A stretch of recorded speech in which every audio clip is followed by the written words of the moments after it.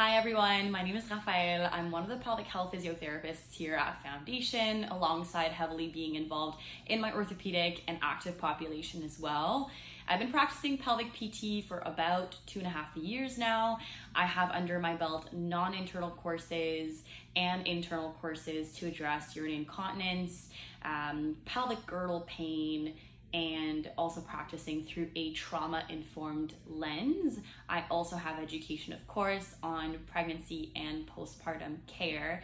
And alongside my athletic population, that's who I love to treat the most within pelvic health physiotherapy.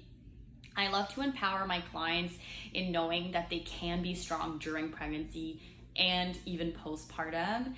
And even better than that, we can also return you to things like running, cycling, weightlifting, and also be more efficient in your workouts, breathing properly, and not putting your pelvic health and pelvic system at too much load or too much risk.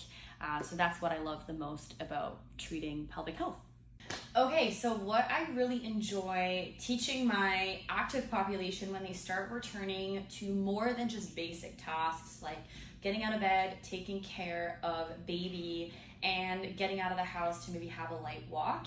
I do like to start working into basic functions again, but also putting our pelvic floor in mind. So one of those things is hip hinging and actually being able to effectively hip hinge without pain, pressure, leakage, or other symptoms that are bothering us. So the pelvic or the hip hinge consists of a movement thinking of our hip bones sending back towards our imaginary back wall here. So I want us to think of bending back with a light bend in our knees, thinking of a nice straight back. So I don't want us to either be too flexed or too arched. You want to think of sending those hips back towards the back floor. Once you start to feel that tension building up in the glute and the hamstrings, you come on right back up.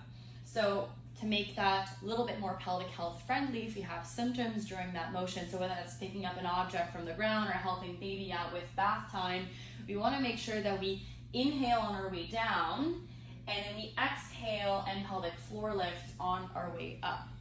Of course, this depends on the situation at hand. No client is the same, so obviously please make sure that you see a pelvic health physio to make sure that those exercises are right for you. But that hip hinge, once again, is an inhale on the way down, squeeze, and pelvic floor lift on the way back up. Once client is feeling obviously better with just the hip hinge alone, we add some weight. So with my imaginary weight here, I want to increase in inhale and exhale, pelvic floor lift on the way up. And we increase that with heavier dumbbells, and we also progress to a barbell if the client is heavily lifting or frequently weightlifting in their week. And that is one of my favorite exercises that I implement later into pregnancy and postpartum care with my clients.